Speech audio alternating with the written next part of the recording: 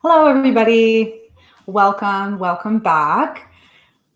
Good evening. Look at that. It's still a little bit light out. Excited to see that. Welcome back to everyone that's joined us from previous lectures, and welcome for the first time for anyone that's joining us. Some small notes to share ahead of our lecture. We do have time carved out for questions. I know that that's been a favorite part of these lectures, and you can use the Q&A function at the bottom right of your screen to submit any questions. This lecture is being recorded and it'll be shared post-event. My name is Carolyn and I work for Wilfrid Laurier University. I am so proud of this partnership with the Milton Public Library.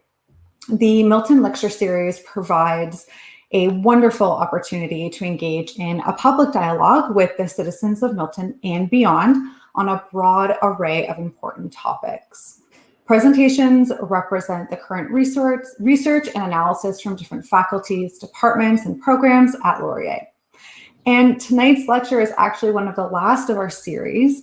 And we started in September and our last lecture is going to be in May. So we hope you enjoyed and come back for May and, continue to provide your feedback. So we're all ready to get started for September. Before we begin the program, we would like to acknowledge that Wilfrid Laurier University and its campuses are located on the Haldimand Tract, traditional territory of the neutral Anishinaabe and Haudenosaunee peoples. This land is part of the Dish with One Spoon Treaty between the Haudenosaunee and the Anishinaabe peoples and symbolize the agreement to share and protect our resources and not engage in conflict. The treaty was signed by the British with their allies, the Six Nations, after the American Revolution. Despite being the largest reserve demographically in Canada, those nations now reside on less than 5% of the original territory after losing much of their territory to the settlement of newcomers. Perhaps you're joining us from another location. If that's the case, I would encourage you to take a moment to acknowledge the Indigenous people of the land where you reside. We recognize, honor, and respect these nations as the traditional stewards of the land and water. This evening, I'm very excited to introduce our speaker, Elizabeth Mitchell. A registered psychotherapist and certified music therapist, Elizabeth received her PhD in music education at Western University in 2019 and her Master of Music Therapy from Laurier in 2007. She has taught and clinically supervised students at Laurier since 2007. As the coordinator of Laurier's Bachelor of Music Therapy program for the 2020-2021 academic year, Elizabeth has worked alongside a dynamic group of students while also assisting prospective students in determining whether this program is the right fit for them. From 2017 to 2020, Elizabeth was Laurier's first music therapist in residence. And in this role, she practiced music therapy at Homeward Health Center, a mental health and addictions treatment facility, and provided clinical supervision for 15 music therapy placement students on site. She also taught at Laurier and conducted practice-based research within Homeward's eating disorders and mood disorder programs. Elizabeth currently serves as the ethics chair on the board of directors for the Canadian Association of Music Therapists. From 2007 to 2020, she was the music therapist at Lutherwood Mental Health Services in Waterloo. Through the support of a Canadian Music Therapy Trust Fund grant, Elizabeth also recently practiced music therapy with children at Marymount Family Support and Crisis Centre in London. From 2020 to 2015, she conducted an inclusive children's choir in London, is an active pianist and soprano, and holds an ARCT in piano performance, and sings with the Canadian Chamber Choir. Elizabeth has received a number of awards, one of them being the Community Champion Award from Marymount Family Support and Crisis Centre in London, and the University of Western Ontario's Gold Medal for Music Education. Wow. Now I think everyone really realizes how excited I am and we are to welcome Elizabeth. So Elizabeth, welcome and thank you. We are so thrilled to have you here.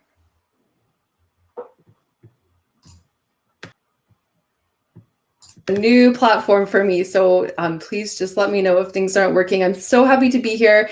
Thanks to Laurier and to the Milton Public Library for the invitation to speak to you this evening.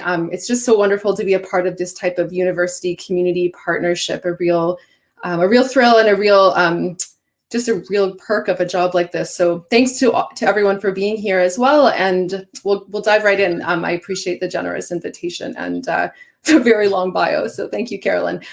So we're going to get started, and I'm going to share my screen here for you all. Just give me a moment.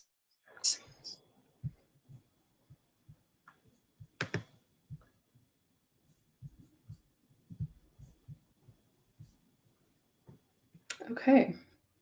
Again, hopeful that that is working. So I'm going to proceed as though it is. So I'm going to take you through in this next 45 minutes or so a look at music and my work as a music therapist, and which has primarily been in mental health settings, but also the ways that music can benefit our mental health and our well-being in our everyday lives as well. And for me, these things are very connected. The work I do as a music therapist, as well as music's benefits in everyday life. So a little outline for us to get started here. So we're going to talk about how humanity is musical in nature to get us started, and some of the therapeutic benefits of music making. From there, we're going to define music therapy. So for those of you who aren't quite sure what that is, you're not alone. So we're going to dive into that. And then I'm going to share a couple of case examples from my practice.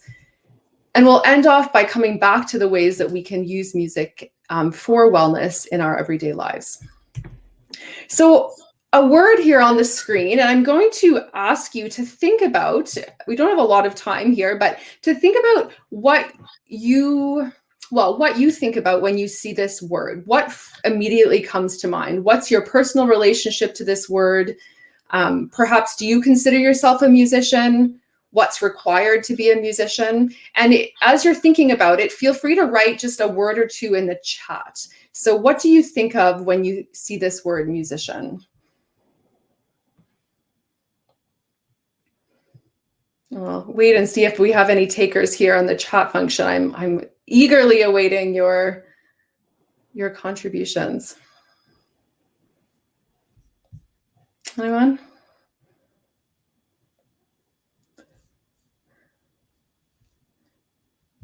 When I'm teaching, there's normally a lot of activity in the chat, and sometimes not on topic. But great, creative. Thank you. That's a word that we associate with musicians, right? That they're creative on stage. Thank you. Yeah. So we imagine often that music making takes place on a stage, probably with an audience as well. Playing and singing. Great. Thank you. Storyteller, inspired, a person who performs for others. Devoted to music, even just for 5 seconds. You're on the same wavelength as me. Thank you. Talent. Thank you for saying that, Heather. We're going to talk a little bit about what that word means this evening. That's one that gets thrown around a lot. Yeah, emotional connection for sure. So that idea of having an emotional connection to the music. Poetic. Great. Thank you. Okay. So this is wonderful. Thanks, everyone. So we have these ideas of musicians as creative, inspired. They perform maybe on a stage. They have talent, devotion, even if it's just for a little bit of time. And what really grounds my work as a music therapist is the idea that there's really vast evidence that supports the notion that musicality is innate to us as human beings. And I would say that's not what I learned necessarily as a child in school. I didn't learn that musicality was for everybody, that everybody can participate. But the research really supports that. And this comes from developmental psychology, from neurology, from anthropology. Research really supports the idea that humans are born with musical capacity. And it's really similar to language development, that we do need to be exposed to it for that potential to be unleashed. And of course, there's always going to be people that exist on either end of the spectrum, or if you imagine like a bell curve. So with any skill, there's people that have extremely profound ability, and maybe it comes very naturally to them. And there's people that will really struggle on the other end. but actually musical ability is normally distributed on that bell curve, and research shows that the average level ability is actually higher than most of us think. So it's curious to me where we get this idea that that we're not musical as a species. When I give these talks live, I often will ask an audience, put up your hand if you've ever thought that you're tone deaf, or think, oh, I couldn't sing in front of anybody because no one wants to hear my singing voice. And the percentage of people that think that they're tone deaf is far higher than the percentage of people that are actually tone deaf. So these researchers here point out that about 15% of people in Western society will identify as tone deaf, whereas it's actually less than 4% that actually are. So we have this very narrow conception of musical talent, which reinforces itself, because when in school, when we label certain children as talented, those are the children that get the opportunities to keep going, right? Who get special opportunities in band or choir or music lessons, and who want to keep going as well psychologically because they've been told that they're good at it. When really we know that this is over 96% of the population is very musically capable. So take home message number one for this evening: the vast majority of us are capable of making music. And this is a really important part of music therapy, which we're going to get to very soon. And so one more opportunity for audience participation here. I'm curious about the role of music in your life. And again, in one or two words, how would you go about describing that? And I don't mean I play piano at a grade 9 level. It doesn't matter. But how do you use music? So maybe it helps you to sleep at night. Maybe you listen to music when you go out for a run because it keeps you motivated. Things like that. Can you think about what role music plays in your life?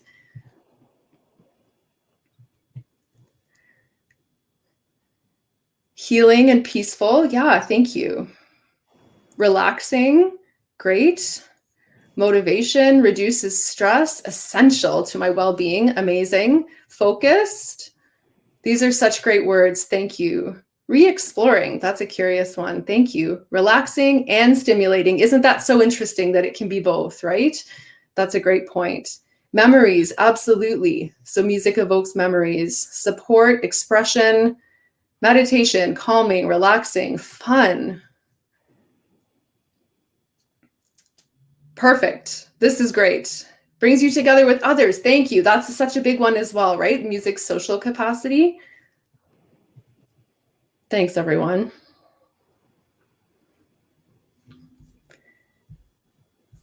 So, yes, this is exactly why music therapy exists.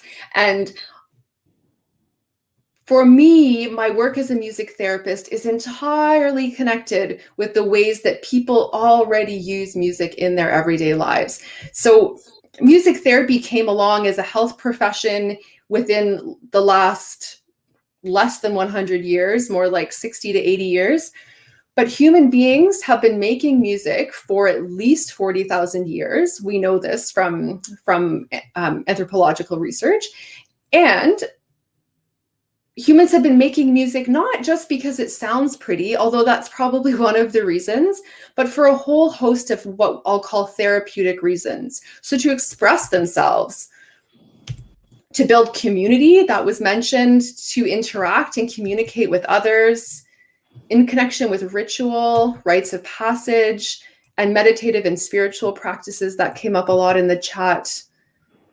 For the purpose of aesthetic beauty, for distraction, and also for relaxation and coping. And you all mentioned at least one of these items. So this idea that music, we're all capable of music, and also we can all use music therapeutically. This is not a new thing. This is not a new vogue healthcare profession. This is a part of our DNA as human beings. So human beings have always made music for the sake of musical experience itself, as well as for a host of non-musical benefits. There are many ethnomusicologists who actually think that the reason that musical behavior has evolved with us as a species is because of its social benefits, because of what it afforded to human societies as a way to stay together and communicate and build relationships with one another. That's one theoretical perspective. So this has always been a part of human beings. So drawing on that then, what is music therapy? So I put a definition on the screen here, and you can take a moment to read it if you'd like. This is from the Canadian Association of Music Therapists. So music therapy, a little bit different than what we were just talking about in the sense that there's certification now that we're talking about. So certified music therapists use music purposefully within therapeutic relationships to support development, health, and well-being. And music therapists use music to work towards goals in all of these different domains that are listed here.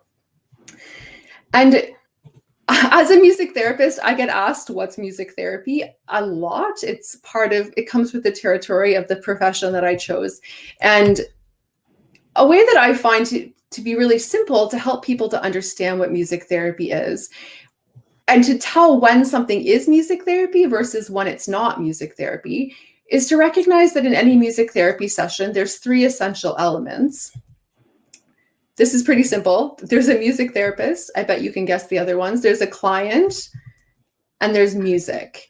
And it's helpful because I like to imagine these things as a triangle where each element interacts with the other element. So there's always this type of kind of reciprocal relationship going back and forth between all 3 of these elements. So if we unpack this just a little bit, a therapist, music therapist specifically, uses a therapeutic relationship as an agent of change. So that's something that makes this different than if I'm just listening to music on Spotify to unwind at the end of the day, right? There's no therapist there and there's no therapeutic relationship. So the therapeutic relationship is a part of the change that happens in music therapy, just like in any therapeutic modality. Therapists are always goal-oriented, so always working towards something with a client.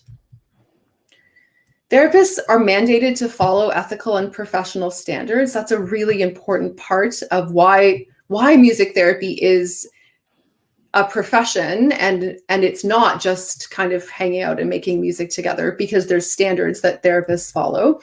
And in Canada specifically, music therapists have a bachelor's or a master's degree from a university, and then also have completed a 1,000-hour internship and a postgraduate exam that leads to their certification. MTA stands for Music Therapist Accredited. So then a client, so the folks that music therapists work with are drawn from any variety of clinical settings. So hospitals, mental health, which is my experience, which we're going to talk about tonight, long-term care, rehabilitation, special education, and also working just in community settings, just as any private practice therapist might, working with anybody who wants to work on a goal related to wellness in some way. This relates back to what we were talking about at the beginning. There is no prior musical training or ability required to be a client for music therapy. Anybody is welcome, and it's the music therapist's job to make the music making accessible depending on what the client's musical experience has been. A client always provides informed consent. That's also a really important one to know whether or not something is music therapy. A client, just again, any therapy involves a process of consent. And in mental health specifically, some goal areas that music therapists might work towards and clients might be working towards. So creativity and musicianship, emotions, expression, emotion regulation, developing insight and self-awareness, building community, self-confidence, decreasing anxiety, elevating mood. Those are just some options. There's many more available as well, but these are some of the things that that clients in a mental health setting might choose to work towards with a music therapist. And finally, so the third point on that triangle then, Music therapists use musical experiences and have specific training in specific techniques within these experiences. So there's many different models and approaches of music therapy. We're not going to go into those tonight.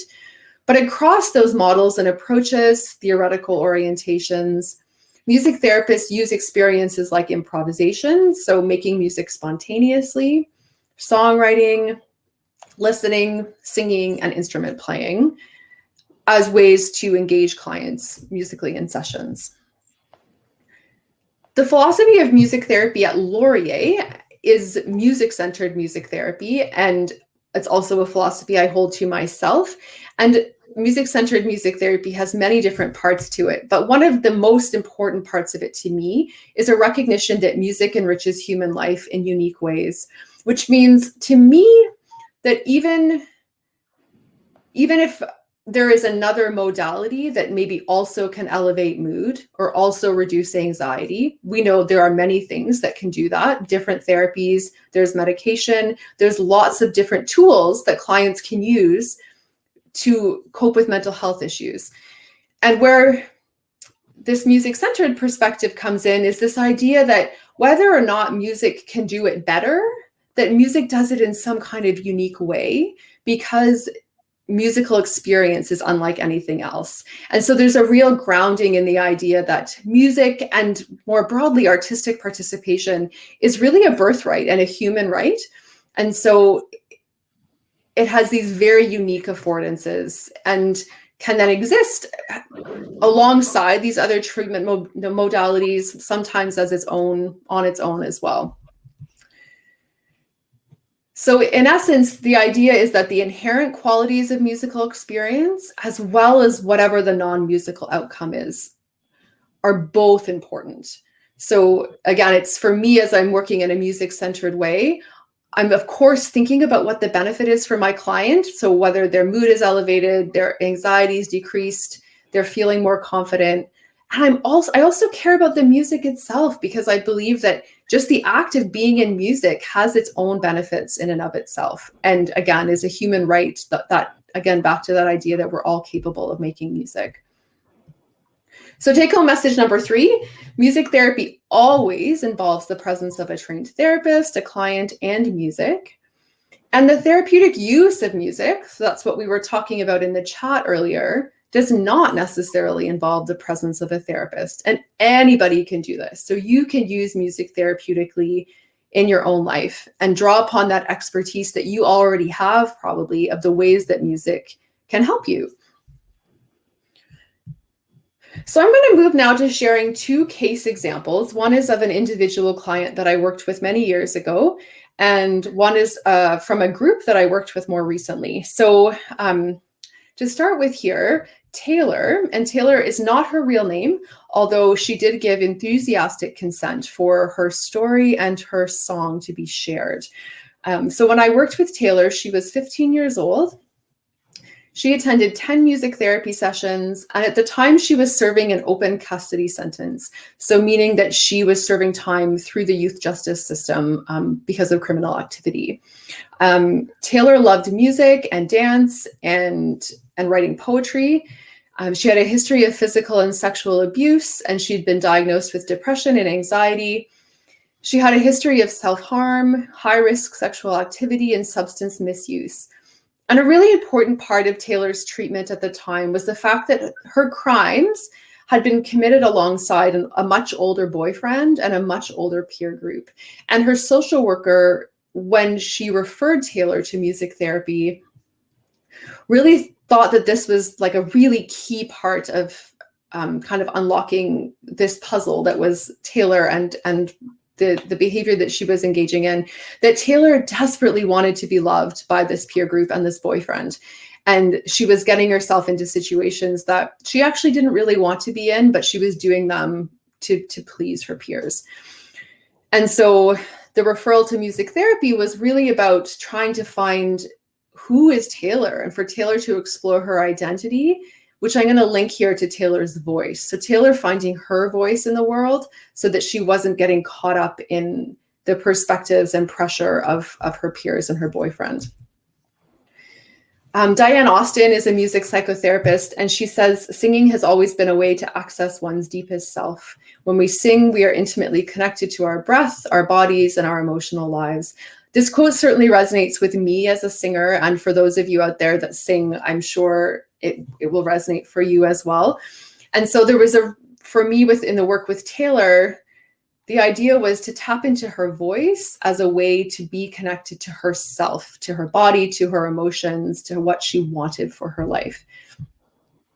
So there is lots I could say about the work with Taylor, but in summary, so the aims that we worked towards together were around self-esteem, self-identity, and also a more instructional aim to develop vocal skills, recognizing again all of the benefits of developing one's voice.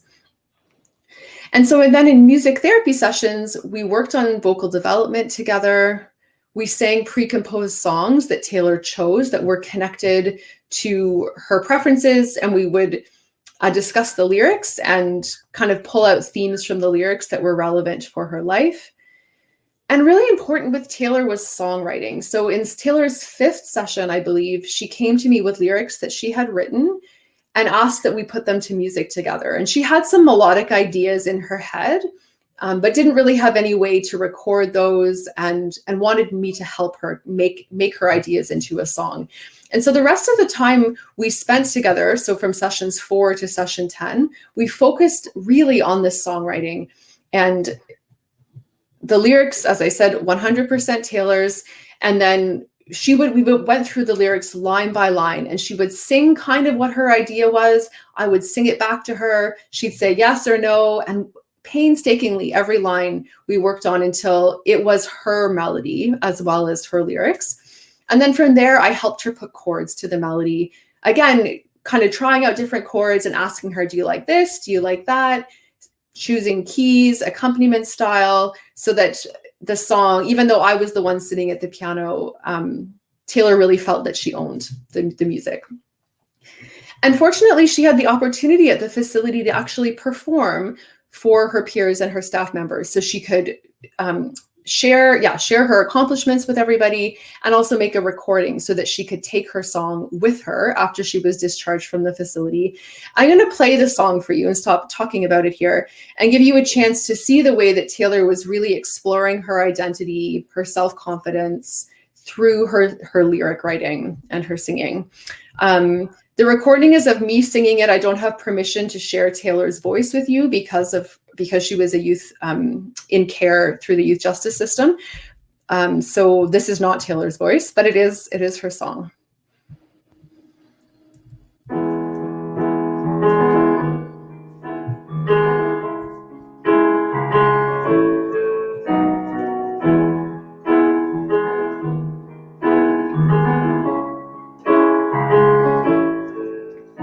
I wanted you to know that I love the way you laugh.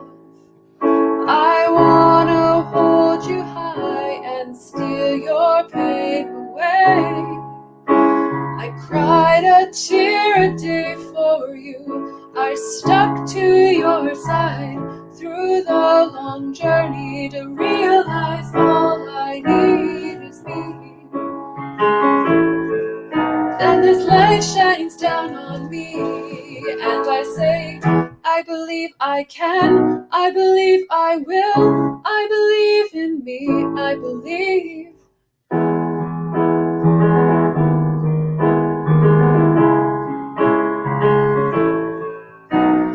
I know I can be who I wanna be.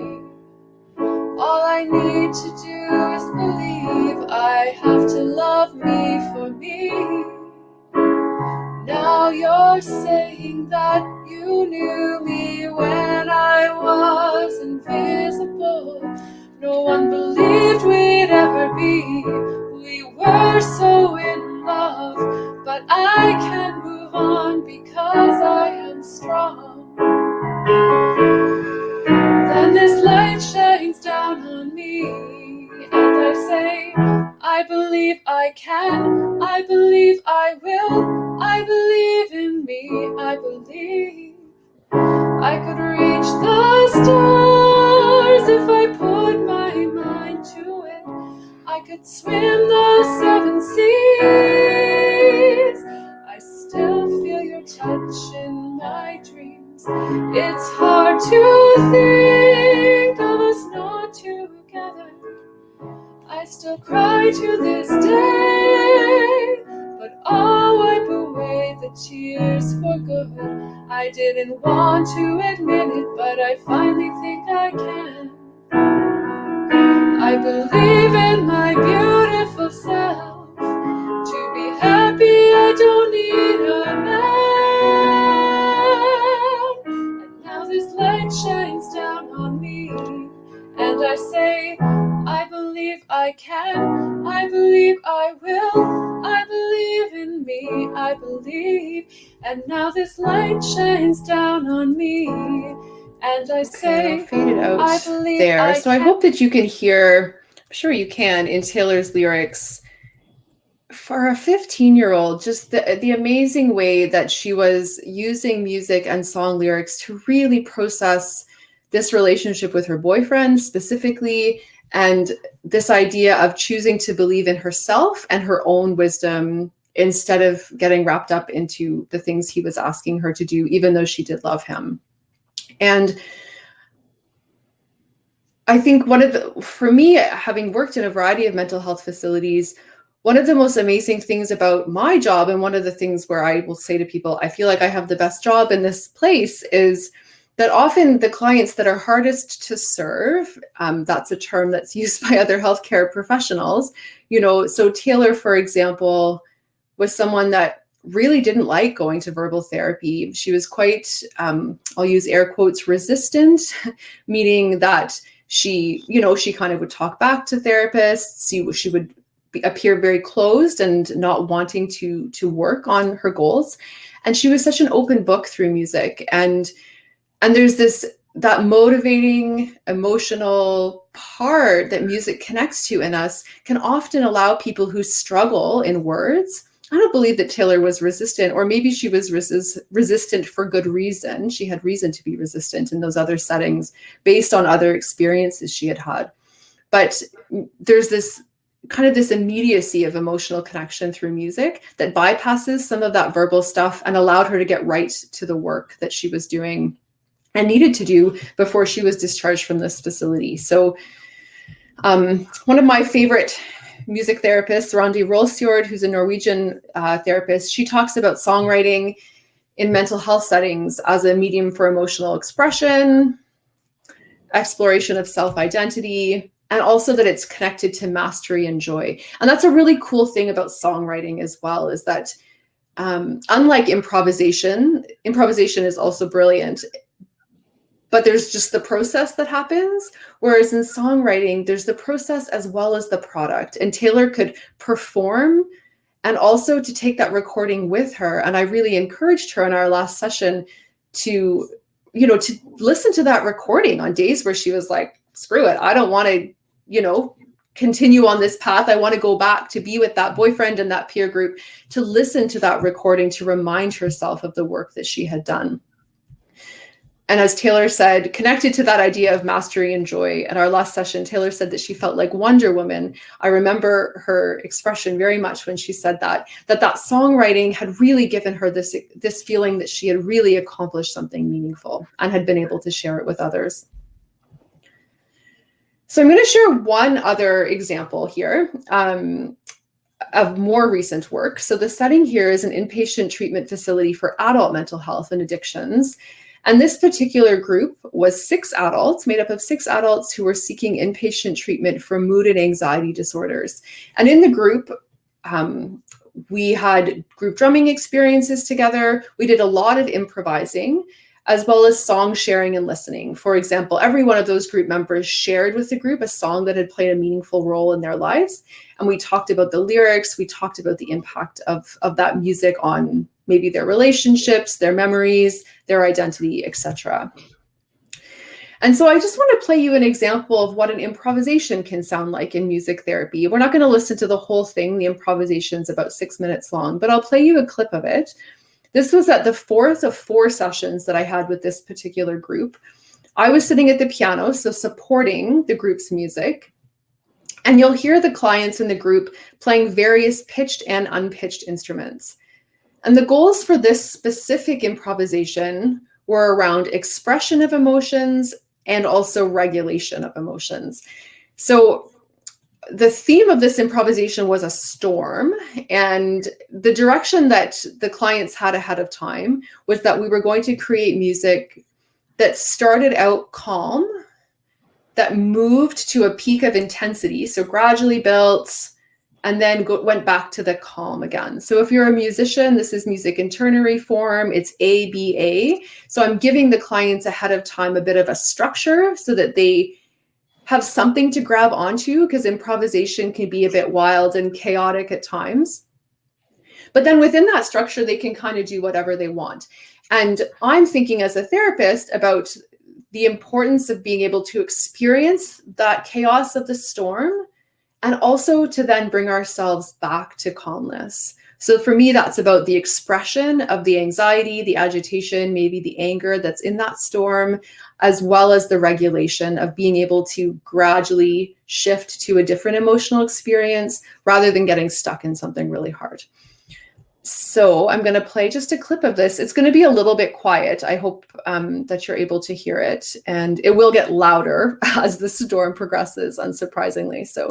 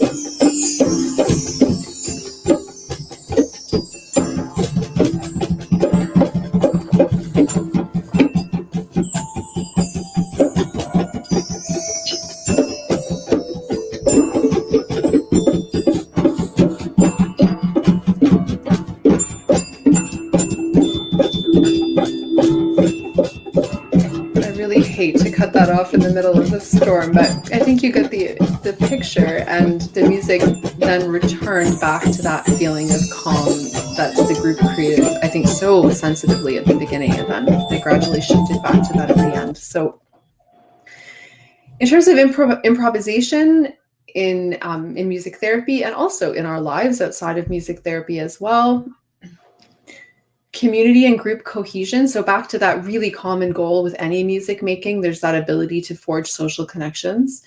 Mood elevation, emotion regulation, like we talked about. Insight and self-awareness. Music therapists often will use improvisation as a way to bring material that's perhaps in the unconscious or just hasn't really been, focused upon for a while. It kind of will bring material to the surface. I think one of you had said in the chat earlier, for example, that music evokes emotions, right? So often just like when we're listening to music, often playing music as well, suddenly an emotion might come up, a memory, an insight, something about yourself, and then there can be also verbal processing integrated into the music therapy process. And certainly in this type of group with clients, I would have afterwards talked about the emotions that arose for them, about the group dynamics. There's lots of different things that we can talk about after an improvisation. Emotion expression, we've talked about that lots. And a really important one, the spontaneity of improvisation is a really unique thing. So it kind of gives you this idea of emotions and thoughts as they flow through time, as this author says. And also, this is important with any music therapy, but something a little bit different than songwriting, because of course there's no words here. We can improvise with our voices and improvise lyrics, but a really important thing for people with mental health issues, particularly for people who've dealt with trauma. And then also this is very true for people with developmental disabilities, maybe older adults with dementia, all of these different conditions that can render it very difficult to use words. Music can bypass that and give us a way to express ourselves non-verbally. So across client populations in music therapy, that non-verbal expressive capacity of music is a really, really important part of the work.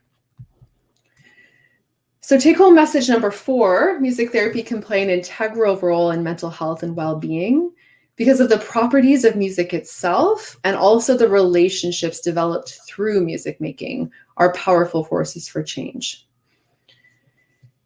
So one more little thing here. I know we started a couple of minutes late, so I hope it's okay if I speak for a couple of more minutes here and then I'll close off. It's just to bring this back to what we were talking about at the beginning, which is about our own use of music in our own lives. So when we think about music in everyday life, and it's not on this slide, but the phrase music in everyday life, I have to give a shout out to an amazing scholar, Tia Denora, who wrote a book by that name, which is a great book if you're interested in the ways that people use music in their everyday lives. She's a sociologist who studies music. The first thing I would say you can do is just challenge this idea that it's only the talented people that get to make music. That's not true. That's over 96% of people have the capacity to hear, appreciate, and make music at a high level if you choose to do so.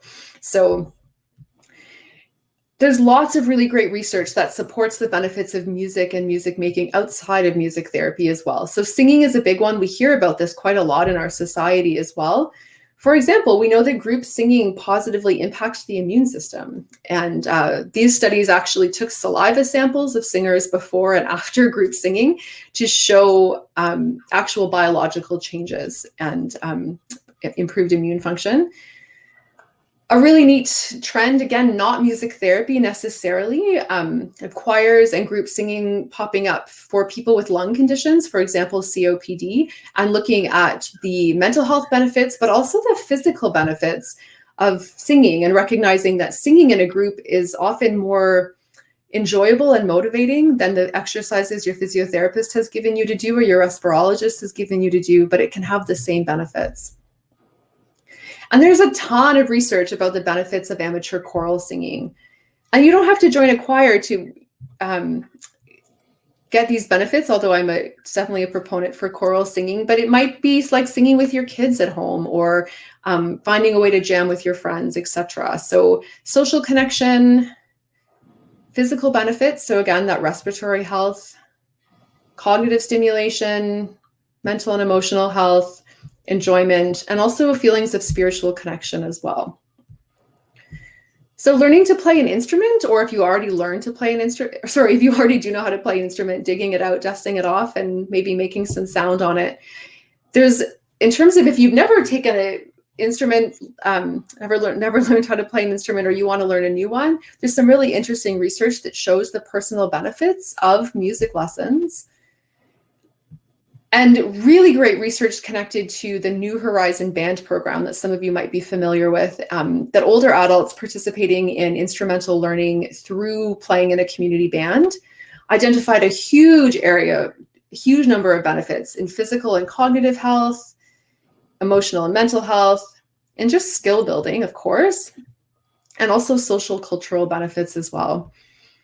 And if you do already know how to play an instrument, or if you're comfortable using your voice, or even if you're not, I encourage you to also play around with improvising, that idea of being spontaneous in our expression.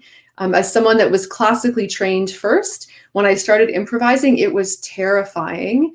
And I'm really glad I stuck with it, because there's different benefits to making music spontaneously than there are to playing the notes on the page. And I'm glad I'm able to do both now, but it was terrifying when I started.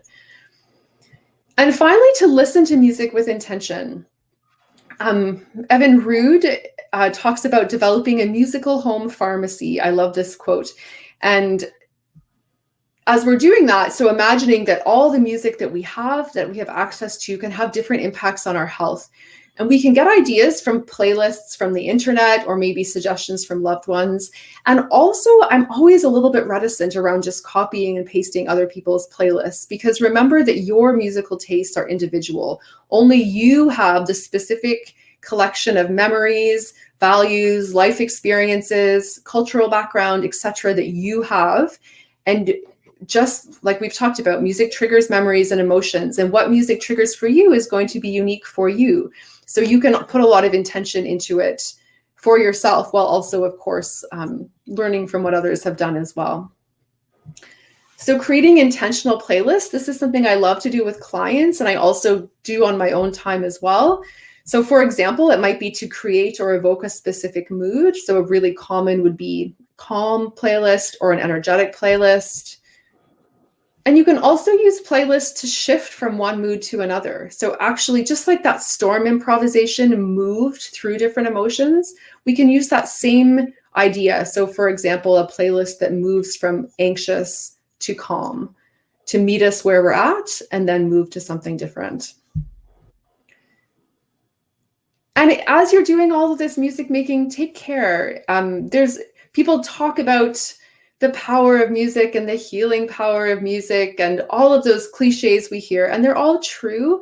And I would say they all come with a caveat that any powerful tool can be used for good or for harm. And music can bring up any variety of emotions, right? Which means that it can bring up really positive emotions, and it can bring up challenging emotions. And sometimes those challenging emotions are really productive, but they are still challenging in the moment. So again, only you know what music is right for you at a given time, and how much you want to delve into that emotional content in music.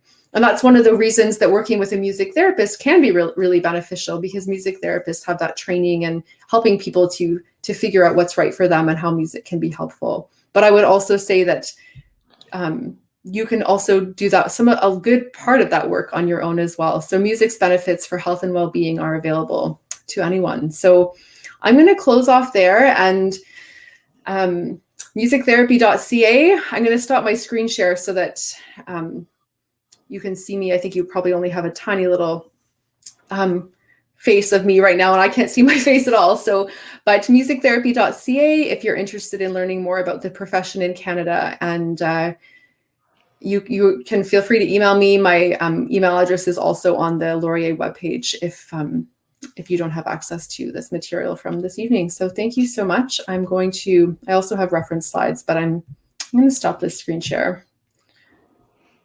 And oh, look at that. I can see my face now. Yeah, thank you. And if anyone has a question, Maria's going to facilitate. So my name is Maria Patrico, and I'm the manager of branches at Milton Public Library. So at this point, there haven't been any questions yet, but be happy if anyone does have one, if you want to pop it into the Ask a Question button on the bottom. Someone is asking, though, whether there are Zoom singing groups. I'm sure they exist, but you might know better than me. Yeah, they definitely know. It depends on what community you're in. I would say that a large percentage of community choirs that right now aren't meeting have continued to do something for their members online. So I would really recommend checking out community choirs in your area. And they very well might be taking new members even despite COVID and doing some, as best they can, singing online. It often means keeping yourself muted, but so the director is leading still, but still learning repertoire and still having that community sense. So yeah, definitely check out community choirs in your area. That's lovely. And someone is also asking, have you seen success with clients with music-related trauma, with singing in particular?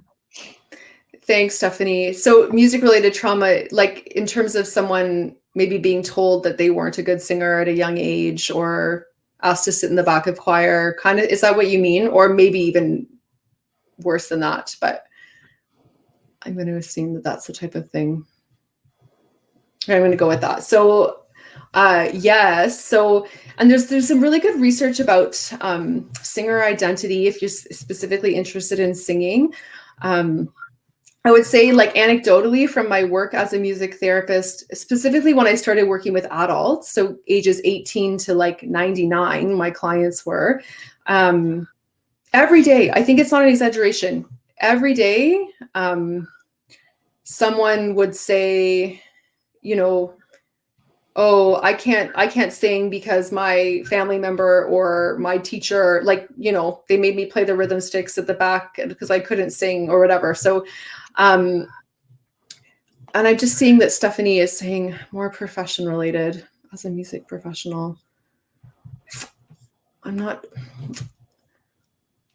sorry, Stephanie, I don't actually know what you mean. So like traumas, music related trauma, like as a professional singer?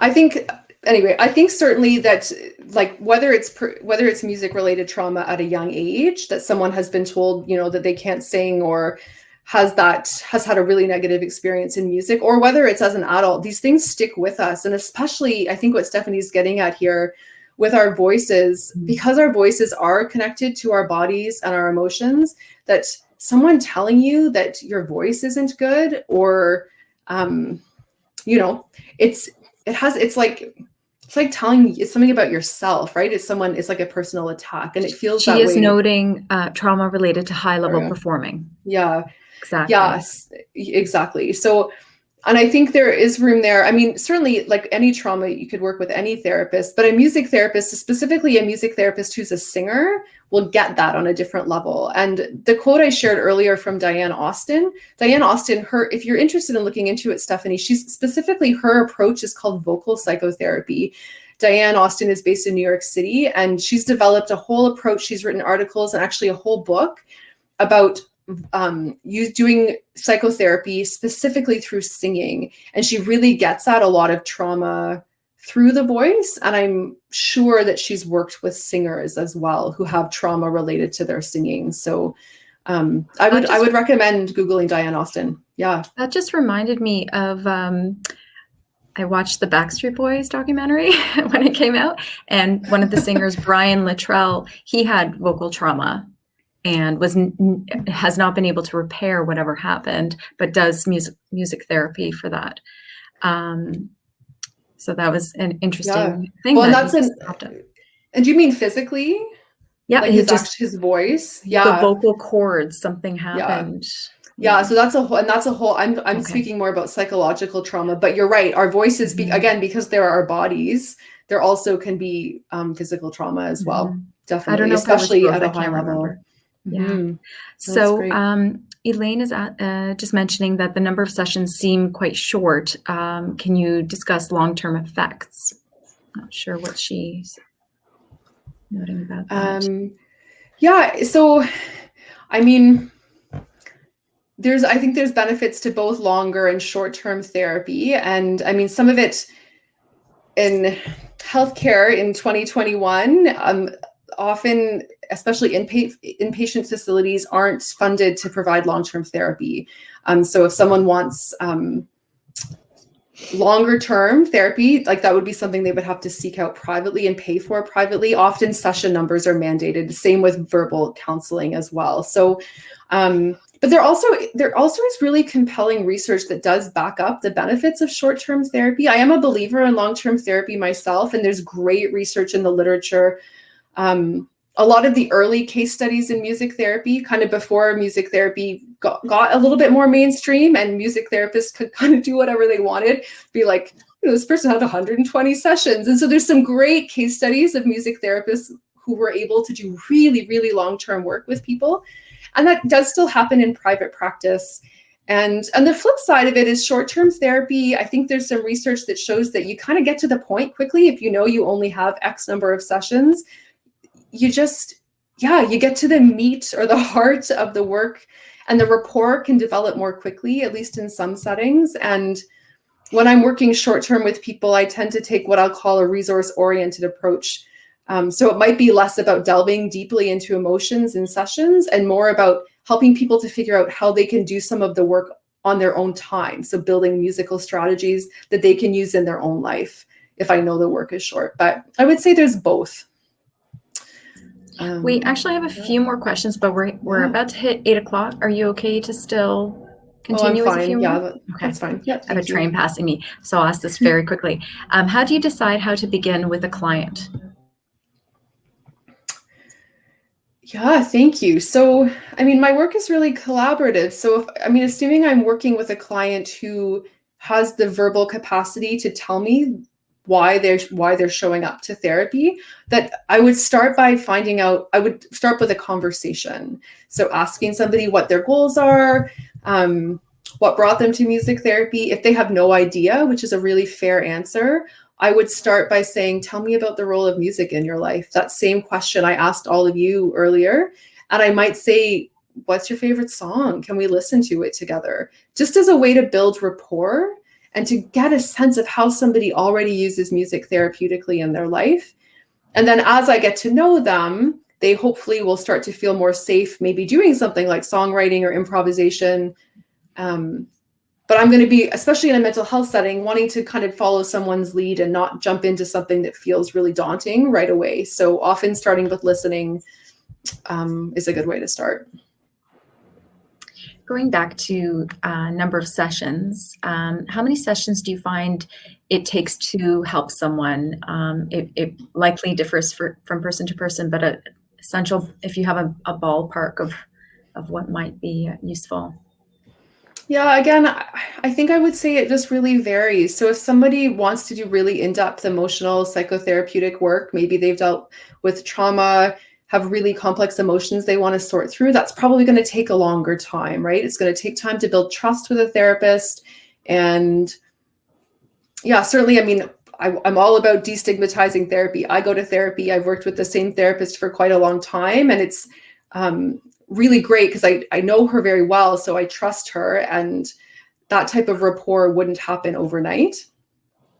But like I said earlier, I think there are goals that can be accomplished in a very short period of time too. So in the work I did recently at Homewood, it was really normal to have like 4 to 6 sessions with somebody or with a group. And we got a lot done in those 4 to 6 sessions. And on the acute psych ward, when people are just stabilized and then sent out again because it's publicly funded, even in 1 or 2 sessions, it might be about building playlists and coping strategies, and that can be really beneficial. So I think it's really depends on what the goals are, as how long it takes. And so 1 session can be beneficial and 100 sessions can be beneficial.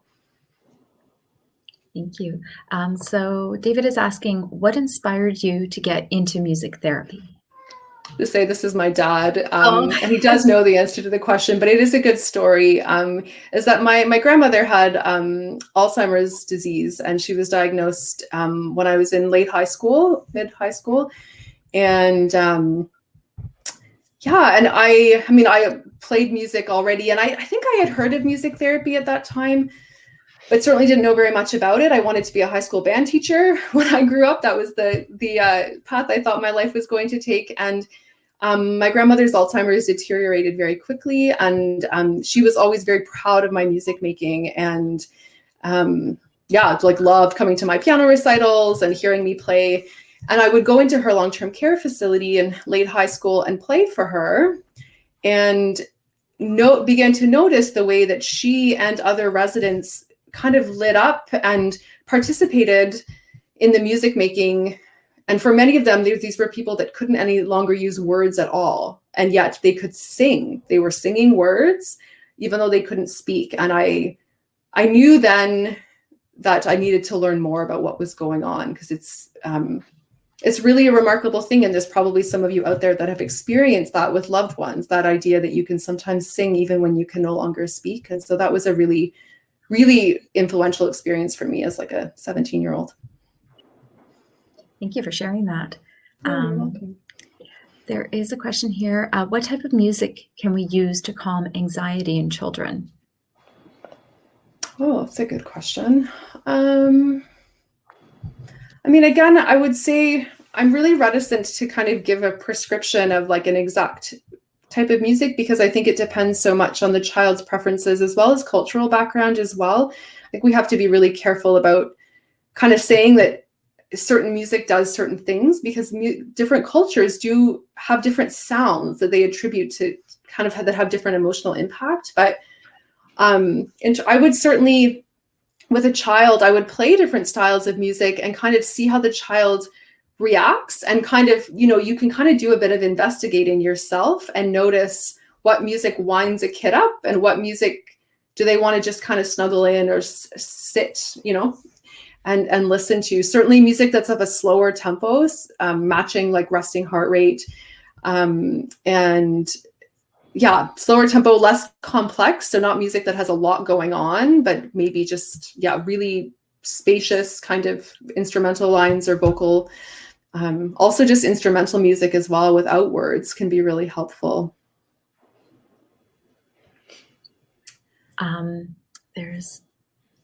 Sorry, I want to make sure I catch everything.